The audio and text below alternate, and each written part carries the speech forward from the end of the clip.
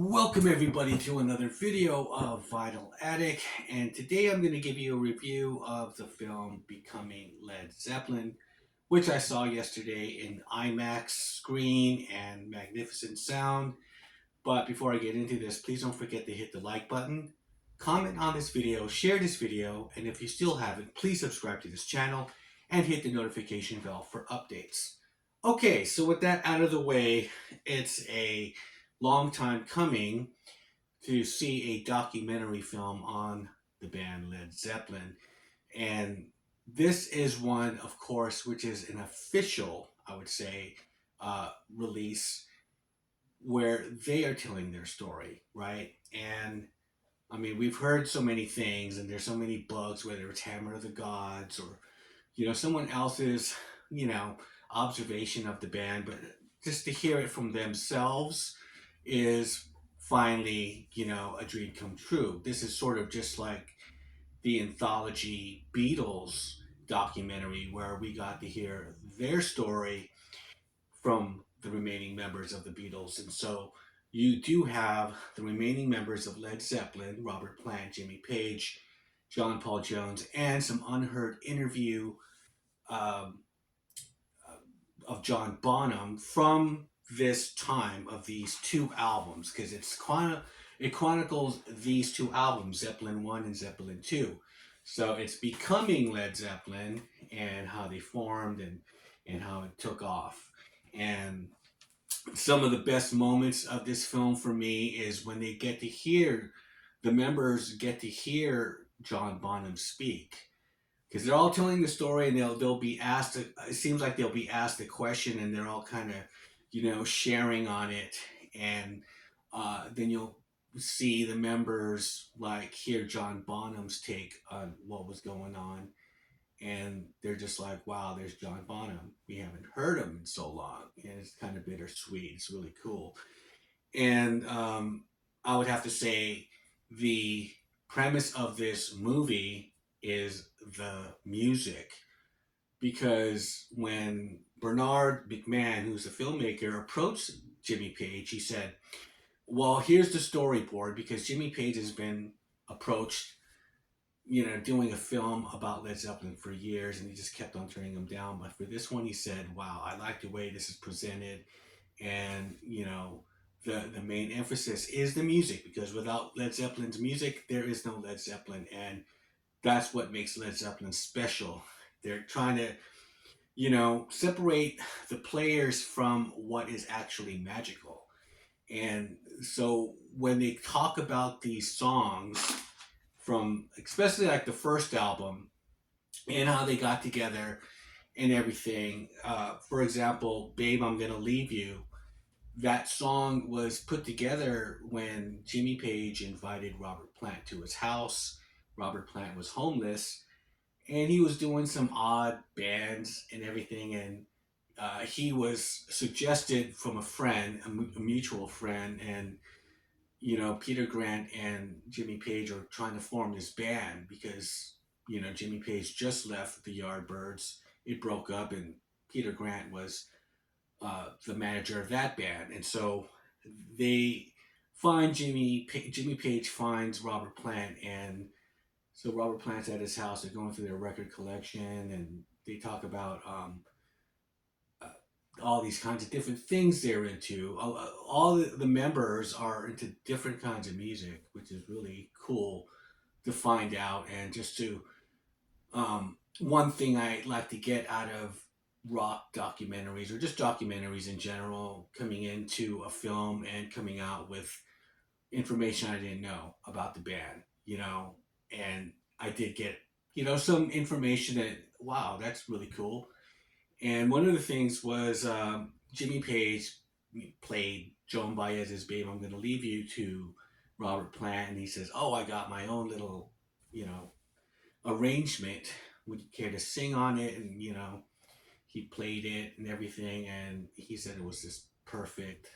And then they play the studio version of that song, and it sounds amazing, right? If you're revisiting this album, the first two albums, and you revisit it by seeing this film, you'll want to just go home and listen to the albums again, because it just the way they present the song, they build up the song, they talk about the song, and whether how they're writing the song or how Jimmy is mixing the song, how he was talking about mixing Whole Lot of Love, and how he's panning everything from the left and the right. And as he's saying these things, it's panning from the left and the right, and you can hear, his narration and what he was doing, like detuning guitar strings and gripping them really hard, and you could hear what that sounds like. So it's really cool going into in depth about the music. There's no stories about as far as excess or that stuff that comes later, right? This is just that this time when they're so raw. And especially John Bonham and Robert Plant, because they're kind of they've known each other, they played together in bands. And Robert Plant and John Bonham, they have like this little joke, or there's this little sub story about them, because John Bonham's wife doesn't want him hanging out with Robert Plant.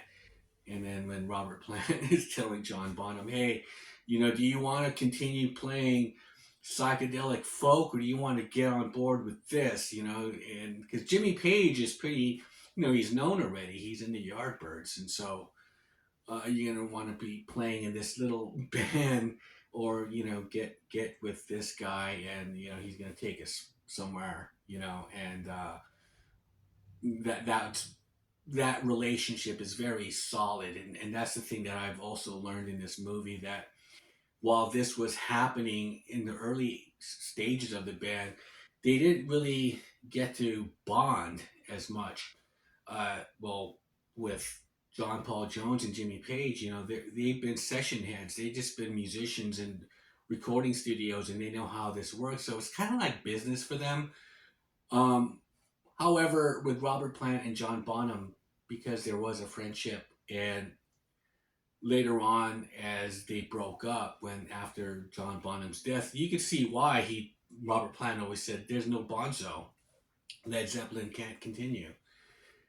And there's been some closures with playing live. They had Jason Bonham playing at the celebration, and so this is just another kind of closure, just telling the full story now.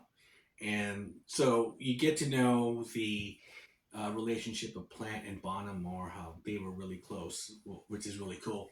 Um, and just the recording techniques and all this. And I think the real secret weapon of this movie, or I guess the star of this film, is the song Dazed and Confused, because it's a song that was introduced in the Yardbirds. And when Jimmy Page took over, because Jeff Beck invited Jimmy Page to be in the band, because I think he just wanted to leave. And they show, Jeff Beck destroying his guitar on stage, and his amp, and Jimmy's just playing. And he just kind of knew, well, okay, I'm going to take this thing over. But Dazed and Confused was a song that he brought to this band, and it was recorded for one of their albums, a Yardbirds album. However, it did not have the right components, as Jimmy is saying, until he got with John Paul Jones, Robert Plant, and John Bonham, because you get to hear, the Yardbirds perform it, and then of course it comes full circle when they perform it, and you can see that what was missing from uh, what that song needed, and Jimmy's vision. So, yes, Dazed and Confused to me is the song, to me, the epitome of Led Zeppelin. That is the song, just sort of like what Midnight Rambler is to the Rolling Stones. This is their song that, to me, encompasses what Led Zeppelin is. Not Stairway to Heaven. I think this is the song, Dazed and Confused, and it's the one that spawned off movies, and it's just been like something in the zeitgeist. It's just the saying, "Dazed and Confused." So it is a very pivotal part in the film, that song. And that's what I mean. With every song, there's a story behind it. And one of the songs that I love is Ramble On, and talks about Jimmy talks about how all four members are so important, and he wants every person to be heard, every instrument to be heard. And with Ramble On, has a very gentle verse, guitar playing, and it's very gentle. And the chorus was made for Bonzo and John Paul Jones to be heard, because he wanted a big sound with those two guys. And when you hear the chorus, you hear what he's talking about, and how his guitar is still just kind of laying low, but those two instruments and Robert Plant is taking that song, and then it comes back down, and it's just Jimmy Page, and it's very gentle, and the guitar is pretty much moving the song during the next verse. So it's just very calculated how he arranges stuff and mixes stuff, and that's what I wanted to uh, find out about this band. Just little things about that, about the music. Who cares about some of these stories that they rock and roll stories, they get kind of old. But if you love the music, and that's what it's all about. You really want to hear what it's all about. Of course, there's some great interesting things that happen in this movie. One thing is being Peter Grant and his role with Led Zeppelin, and how when signing the contracts, and how he doesn't want any suits or any kind of access to the band. you know um, they're left to their own devices, and they're untouchable. Led Zeppelin is untouchable. So, with that being said, there's a moment in the film where Rolling Stone magazine is giving them a shitty review, and my guess is because they don't have any access to or to the band. Rolling Stone magazine gets access to all kinds of people, right? Whether it's Bob Dylan, whoever, and no, you can't speak to Led Zeppelin. So what do? That's how I think of why they were um, giving them such shitty reviews, because the album is amazing. And one of the stipulations also about the music and Jimmy's vision is that he does not want to put out singles. He wasn't a singles band. For the UK, there were no singles. I believe there's some singles from some of the albums in America, but however, in the UK, there was no singles. And you can hear that on side two, how all the songs are kind of segued together. Um, and it's put together, the track list and everything was presented to Jerry Wexler of Atlantic Records. There were no demos. He finished the album, and how we hear the album is how he heard the album. And that's how he was able to be signed, because there was a finished, product. And it was just like, it's ready to go. And one cool thing about it is them going on a tour in the US, because the album was released in the US first. It wasn't released in the UK. So they have to go over there and do like a month little tour, and they go through all these adventures and stuff. And they show some great footage of them at the Fillmore in San Francisco, and they're on radio stations, and people are calling, "Oh, I love you," this and that. And they get back to the UK, and the album's not released yet, and nobody knows that.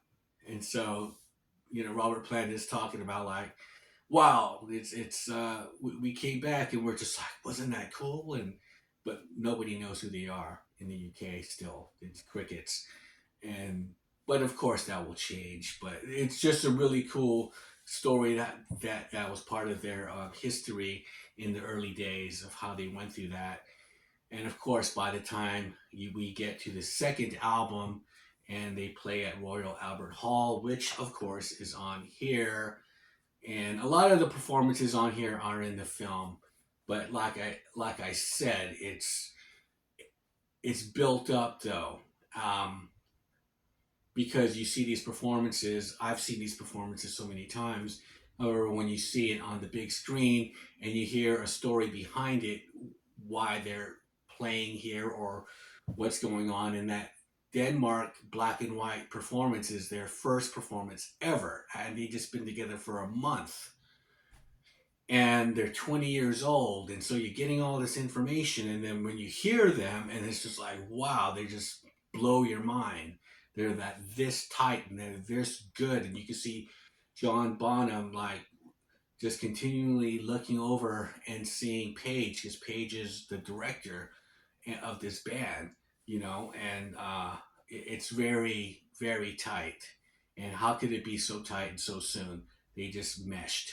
And you hear the back and forth between Page and Plant, the call and response with his guitar and his voice, and everything is just like, it seems like they just were playing a song they recorded in that manner, but it's not. It's improvised. And they talked about the special place of improvisation with Led Zeppelin in their life. So they wanted it to be three. If you see them three times, you saw three different shows, and that's how Led Zeppelin. I think is what makes them a really great band is their live performances, and um, so they do kind of emphasize on that. And well, by the time you get to the end of this movie, and it's 2 hours, it's very detailed.